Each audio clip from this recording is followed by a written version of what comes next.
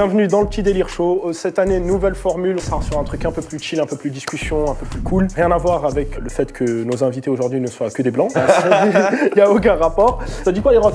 Stressé alors Dortmund, la Ligue des Champions? On a l'habitude, ça fait 10 ans maintenant que je suis professionnel. Donc les grands stades, des bonnes ambiances, des matchs en jeu, ouais, ça fait partie du boulot. Ils mettent la pression les Allemands quand même. Franchement, leur ambiance, c'est un truc de fou. Ils te font des tifos de bâtards, sortent des pétards. Est-ce que c'est aussi stressant d'être devant 80 000 personnes à l'extérieur ou être devant 10 000 personnes sur une scène où tu es vraiment seul à devoir assumer? Oh, le détournement de questions, c'est incroyable. On en avait parlé une fois, on a eu la discussion avec monsieur Djibril Cissé et je lui avais dit tu jouais au foot devant le même nombre de personnes, c'est juste que c'était disposé différemment. Tu vois. Et même pour moi c'est plus stressant à un club de foot parce que c'est une arène et tu te retournes et le public il est partout. Ouais, non, mais la responsabilité elle est sur un groupe, tu vois, là t'es seul, tu vois. Entre rater un morceau ou des paroles et rater genre la balle du match, tu vois, il y a une grosse diff de pression aussi je pense. Après ouais, le ressenti de la foule quand ça met un goal, quand ça crie et tout, ça doit être jouissif comme pour nous quand on est sur scène. Quoi. Ouais, quand tout le monde reprend un morceau et tout, ouais, ça c'est dingue, des frissons. Ouais, de ouf. Frissons, je me rappelle mon Bercy, c'était ouf.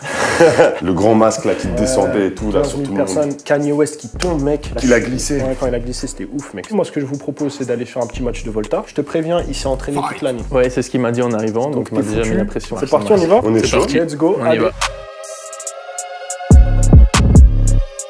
Sans surprise, j'ai pris Liverpool. T'as pris Liverpool, hein. Comme ça, vous savez. T'as déjà joué à Volta, Thomas? Ouais.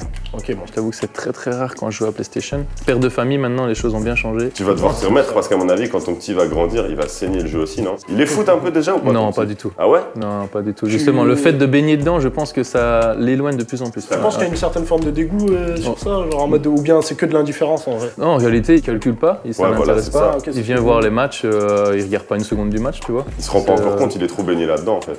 Ouais, je pense que c'est ça. Ah, 1-0. 1-0, c'est parti.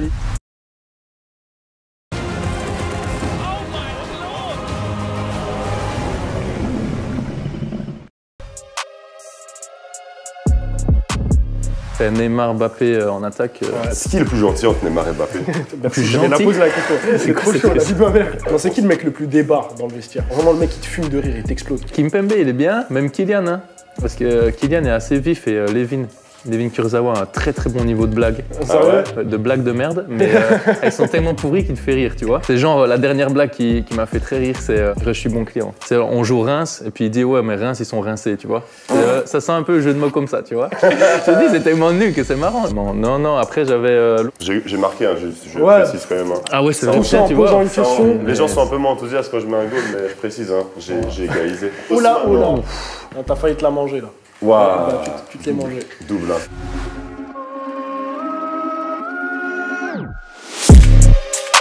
Parlant de ça, j'ai vu que Monsieur Roméo Elvis avait son petit maillot sur FUT là. Ouais, de ouf. Tu sais que ça tue gros. Merci ça FIFA. tue d'avoir ça. Incroyable, hein. Vous l'avez ici là? Vous l'avez fait en vrai et tout en plus. Ouais, bah bien sûr. Pourquoi Strauss en référence au professeur Strauss dans H? C'est une des références numéro 1. En fait, c'est un mot qui veut dire plein de choses et surtout qui veut rien dire en français. Et ça me faisait marrant d'utiliser ça comme mot de... Tu sais, comme le shagay de gradure. C'est un slogan en fait quoi. Le design claque. Hein. Son petit logo crocodile là et tout. Ils nous ont laissé faire le maillot jusqu'au bout quand même. Sérieux, il n'y a pas eu de retour bizarre? Non, franchement, ils nous ont rien dit. À part qu'il fallait rajouter le logo FUT. On a fait ça avec Dan Chizen, avec des amis à moi d'ailleurs de Bruxelles que je salue. Franchement, j'étais ému frère. La première semaine là, t'es en train de jouer à FIFA et puis tu vois ton maillot que t'as designé dedans.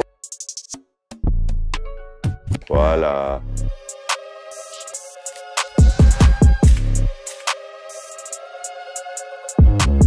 Je te soupçonne quand même de supporter Dortmund avec ton maillot là. C'est une des références, c'est des belles couleurs je trouve. En fait c'était chocolat, genre jaune et noir. Et c'est vrai que Dortmund c'est un beau maillot je trouve. Et Lewandowski à l'époque. Lewandowski qui met un quadruplé. Putain tu me laisses pas le temps, hein, 2 secondes. Mais t'es pas concentré gros, t'es pas concentré. 3-2 pour Meunier. Il y avait un cadeau pour le gagnant ou pas? As-tu vraiment besoin d'un cadeau? T'as vu les... Oh mais je pense pour pimenter un petit peu le défi, tu vois. Attends Thomas, ça c'est pas un cadeau déjà pour toi? Moi c'est un cadeau de ouf. Bah, moi aussi c'est un cadeau pour moi. En gros, c'est pas ce que j'entends par cadeau en fait. T'écoutes du rap toi? Un petit peu ouais. Après je préfère house music. Ok, t'es plus dans house? Je suis plus dans mon gars, t'écoutes quoi là en ce moment? Detroit Swindle. Ok. Fresh Mode. Ah tu connais Fresh Mode? Ouais, Fresh Mode. Disclosure. Ah, mais ok, tu m'as eu là. Disclosure aussi. J'étais en train de me perdre de ouf là. Sérieux? Disclosure, c'est comme Disclosure, Settle, c'est genre, c'est top du top. Du coup, tu vas en festival et tout. Tomorrowland, chaque année. Je t'ai vu Tu vas à avec le Tomorrowland? masque. Chaque année, ça c'est. Tu vas en mode fausse? Non, moi, j'y vais en mode déguisé Ouais, parce voilà. que c'est carnaval là-bas. Masqué tu vois, aussi, donc, hein. je passe ma journée tranquille. T'étais en Batman, non, la dernière J'étais fois? en Batman l'année passée, ouais. Il y a 2 ans, j'étais en Joker. Sérieux? Les gens, ils te reconnaissent pas, tu vois. Non, ça Il y a veut dire. des images de ça, il y a des photos de ça. Ouais, bah, sur Instagram, tu verras. Meunier en Batman à Tomorrowland, ça existe. T'es déjà allé, toi? J'ai survolé en hélicoptère, ça fait un peu le mec qui se la raconte. Alors, en Ah, le gros, président. il y a quelqu'un qui a gagné un concours avec une marque de soda et ils lui ont dit tu choisis l'artiste que tu veux et tu vas faire un tour en hélicoptère avec. Et il a dit je prends Romeo Elvis et du coup moi je travaillais encore au Carrefour. Sérieux? Et, Oh putain, ça tue. J'étais à la caisse du Carrefour et il y a une meuf qui travaille dans cette boîte qui vient faire ces courses là qui me dit ah tu veux pas faire un tour en hélicoptère et tout. Et elle me présente le truc comme ça donc moi je dis ouais grave. Ouais ben tu peux aller faire un tour en hélicoptère au-dessus de la Flandre. Déjà ça c'était un ah ouais ok ouais c'est un fan qui vient avec toi dans l'hélicoptère et tout. Ah bon bah vas-y on va. Et tu rappais déjà à l'époque? Ouais, je commençais, je gagnais pas encore assez pour en vivre. Donc j'étais caissier encore et rappeur, les deux en même temps pendant 2 ans. C'est à quel moment que ça a changé? Tu t'es dit ok là c'est bon vas-y. Bruxelles arrive, quand ça c'est sorti, ça a fait un buzz, genre le truc pour te dire, aujourd'hui 1 million de vues, tu peux les faire en 24 heures, 24 si tu heures. pètes vraiment bien. Ouais. Et à l'époque, on les faisait en 2016. On les faisait en 1 mois, 2 mois, et c'était un truc de ouf, tu vois. Lui, il Surtout pour avait la scène belge, ça 500 000 vues en 2 semaines, où c'était un truc de malade, vraiment, tu vois. Et du coup, là, je me suis dit, vas-y, je me casse, sauf qu'en réalité, je me suis cassé la gueule, quoi. Je suis sorti du Carrefour, en mode, ouais, c'est bon, je vais avoir le million et tout, sauf que ça voulait rien dire sur les papiers. Ouais. Et après, j'ai fait encore 2 mois où j'avais rien, et j'allais au Carrefour, pas celui-là, mais un autre, pour voler discrètement dans le magasin, tu vois. Je connais les techniques en tant que caissier. ancien caissier. Du coup, j'allais en mode en scratch, j'allais voler des trucs et tout pendant 2 mois, et après, ça commençait à payer, quoi. Genre, quand tu parles de YouTube, millions de vues, tu peux gagner ta vie avec YouTube en faisant des Alors millions ça, de vues. c'est mon milieu à moi. En vrai de vrai, ça dépend. Si tu te bases sur les vues pour te rémunérer, mec, va falloir carburer, tu vois. Ouais. Va falloir faut faire carburer, 100 va millions falloir de en vues, faire. Juste les vues, c'est chaud. De facto, t'es obligé de faire de la merde. Tu vas te Si perdre à un moment. En fait, tu peux pas faire de la qualité en quantité. Pour moi, sur YouTube, c'est impossible. Par contre, tu vois, genre maintenant, on voit que les budgets publicitaires, ils se tournent de plus en plus vers Internet. Ça veut dire qu'on peut bien vivre en faisant 4 vidéos par an si tu places bien tes Ah, placements. tes produits, surtout- c'est c'est ça. surtout Ah, ok, ça, ouais, en qui fait, va- c'est qui du va- business, quoi. C'est C'est pas surtout YouTube ça. même qui va te rapporter de l'argent, c'est plus... YouTube le même business. peut être une très très grosse source de revenus, mais il faut carburer, il faut clairement, tu vas pas sortir un court-métrage toutes les semaines, tu vois. Ouais, C'est archi compliqué, il y a une disposition à mettre en place et c'est très très compliqué. Pour les rappeurs, je pense que c'est pas intéressant à part quand t'es psy et que tu fais genre 1 milliard de vues ou que t'es genre... Drake, des trucs comme ouais, ça. Drake par exemple, et encore Drake, je pense même pas qu'il doit toucher à sa monétisation, tu vois. Toi, ça doit être la scène qui te Nous c'est ça, ouais, de ouf. On a commencé à faire rentrer l'argent dans la boîte en faisant des concerts, quoi. La pratique, la scène tout le temps. Et vu que c'est ce qu'on aimait faire, de toute façon, ça c'est... Donc c'est les tournées qui rapportent le plus. Nous, ouais, c'est ça, clairement. Les CD, ça se vend moins aujourd'hui. Mais c'était plus genre un bonus que de se dire on va vendre des CD au final. Maintenant, j'ai l'impression que si tu vends juste un CD, C'est technique, hein. vendre juste un CD, C'est impossible. compliqué. Un des plus malins de l'année, enfin malin et en même temps c'était un beau produit, c'est Nekfeu. Nekfeu avec ouais. les étoiles vagabondes. Parce qu'en fait, L'extension. quand t'es un fanatique, moi je me mets à la place du fan number 1 de Nekfeu. Déjà tu l'as attendu longtemps, puis là il revient et il a un CD sous vide. Déjà, le packaging, t'as Le pas envie de packaging, l'ouvrir, t'as il pas était envie de si- donc t'en achètes 2, c'est sûr. T'en achètes un pour l'ouvrir et t'en achètes un Et pour un le à garder, garder, quoi, tu ouais, vois. ouais. Et même PNL, tu vois, si on veut élargir le truc un peu plus, tu vois, le fait de faire 2 versions comme Pokémon à l'ancienne, version Pareil. or, version Ouais, argent, tu vois. de ouf. Là, je me suis pris Maes. Ah, Maes. J'avoue, en une fois, là, si tu veux écouter un putain d'album de Ah, rap qui est Maes, sorti là, c'est ça. l'album. Voilà, merci. Moi, cette année, l'album qui m'a mis une claque, c'est Taciturne de Dinos. Voilà, moi pareil. Moi, Taciturne, il m'a mis une claque parce que, franchement, on va l'écouter parce que déjà, en termes de structure, c'est l'un des albums les mieux structurés. De ouf. C'est l'un des albums les mieux mixés. Les mieux En écrits, prix- il est trop fort. Tu marches mieux en France ou en Belgique? Ouais, je marche mieux en France quand même. En fait, c'est particulier parce que en Belgique, j'ai quand même le truc d'être l'enfant du pays un peu, tu vois. Il y a vraiment ce truc quand je suis en Belgique. Après, Belgique, c'est aussi un peu compliqué avec Flandre, Wallonie, tu vois. C'est pas aussi la même audience, mais... Mais par exemple, un Damso, quand il va en Flandre, ils disent Damso, ils connaissent pas trop, tu vois. Genre, il est un peu inconnu, quoi, tu vois. T'as vu, il s'est fait confondre avec Lukaku dans des soirées et tout, il voit pas Ouais. encore. Ah ouais, putain, je me rappelle de ce snap. Oh là là, C'est une quelle catastrophe. catastrophe, Ouais, ça. c'est Que de la vie. On s'était croisés au Lollapalooza. Ouais. Le mec, ta scène a été ouf, gros. Nous, c'est là qu'on met de la sauce, quoi. C'est sur les concerts. Je sais que textuellement, je pourrais pas convaincre les gens qui aiment pas les textes que je fais, tu vois ce que je veux dire. Je pourrais pas convaincre les gens d'aimer la musique que je vais proposer ou les prods. Mais par contre, je sais qu'en concert, même si t'aimes pas, C'est vrai que tu vas t'es. prendre le truc. C'est vrai que c'est très tranché dans ta musique en fait. Soit on kiffe Romeo Elvis, soit on n'écoute pas, tu vois. Je pense que c'est un peu ça, hein. Ouais, Surtout avec Chocolat là. Carrément, la plupart des gens qui sont très méprisants envers toi, ils écoutent pas en fait, tu vois. Moi je pense, hein. Je me rassure en disant ça en tout cas. Mais ça c'est aussi le problème de mentalité, tu sais, maintenant on force les gens un peu à choisir, c'est ou t'aimes pas, alors qu'ils peuvent juste être indifférents, dire ok c'est bien ce qu'il fait mais ça m'intéresse pas, point, tu vois. Thomas, c'est normal, quand tu regardes maintenant les gens, ils sont abreuvés de musique, il n'y a jamais eu autant de musique que maintenant. J'avais vu une stat, il y a 10 ans, il y avait genre 30 rappeurs en tête de liste et maintenant il y en a 400 et quelques. C'est-à-dire que non seulement t'as là les contenus niches et t'as là les communautés qui se battent entre elles. Un tel plus fort et tout le temps. Toi dans le foot, tu le vis ça toi aussi. Voilà, c'est ce que j'allais dire, c'est la même chose. Hein. À partir du moment où il y a une diversité dans le fanatisme, t'es obligé d'avoir de ce genre de réaction. Et puis t'as les réseaux sociaux aussi pour prendre position aussi maintenant. Là où avant ça s'arrêtait juste à dire entre potos, ouais moi je préfère un tel ou un tel, maintenant tu l'établis quoi. Tu le mets quoi, tu vois. Toi t'avais pas fait de l'art toi d'ailleurs en parlant de ça? Non, c'est bancage de fou, quelle transition de merde. On l'a refait. Moi, ce que j'aime pas dans les réseaux sociaux, c'est que les gens, ils voient pas la dimension artistique du truc, tu vois. Et d'ailleurs, en parlant de ça, l'art, t'avais pas... Il a vraiment fait. C'est un pro, hein. Ça, c'est ouf, ça, c'est dingue, ça. J'ai fait l'école d'art. Je perds jamais. Je vois ça. Mais si je dis une dinguerie, tu pourras revenir en arrière? Non, toujours, tout le temps. J'étais en comptabilité, en fait, à la base. Quand j'ai changé d'école, en réalité, je me suis dit, ouais, pourquoi pas changer du tout au tout, tu vois. Okay. Et donc, je suis parti en option artistique. Comptabilité artistique. Comptabilité, stop. Ouais. On change de monde, quoi. T'étais en école artistique ou t'as pris une option artistique? Non, j'étais en option artistique. Okay. L'aspect artistique qui t'a le plus tapé, c'était quoi? C'était la musique? Après, c'était art plastique complètement. J'avais une prof qui était tellement passionnée qu'elle te filait directement le truc. C'est ça qui joue beaucoup, c'est les profs. Elle m'a empoisonné, tu vois. Empoisonné? Je veux dire, j'étais cuit, quoi. À partir du moment où elle parlait, j'étais omnibulé par ses paroles, tu vois, c'était vraiment incroyable. Elle était elle-même artiste, elle faisait des vernissages, etc. Tu sens vraiment la passion d'un professeur. Et là, tu comprends pourquoi tu vas à l'école, pourquoi t'aimes. Ouais, t'avais quel âge? Là, j'avais 15 ans. 15 ans? Ah ouais, ok, ça date. À cet âge-là. Ouais, moi, je suis pas si vieux que ça, mais... Attendez, en Belgique, vous faites de la comptabilité à 14 ans? Tous, on est obligé de faire comptabilité jusqu'à 18 ans. T'imagines? Tu m'étonnes qu'ils soient pas en crise, les mecs. Moi, j'ai dû faire gestion à l'école parce que dans mon diplôme, c'était obligé. Et je me rappelle, c'est ma plus grande escroquerie. Tu choisis une spécialité, on t'apprend encore des trucs que t'as pas envie de savoir, tu vois. Genre, moi, par exemple, j'ai fait S, parce qu'il y a certaines choses que j'avais plus envie de faire. On met encore de l'histoire, on met encore des trucs, ok, bon, c'est pas grave. J'arrive à la fac, je fais de l'économie, on met encore du droit. Ok, on me dit, oh, t'inquiète, au master, il y aura plus de droit. En master, premier cours, droit privé. Tu vois, genre tout le temps. Ils ont une manière trop horizontale de concevoir les études, en fait. Faudrait être plus vertical et taper dans le mille. Aller tout de suite à l'essentiel ou quoi.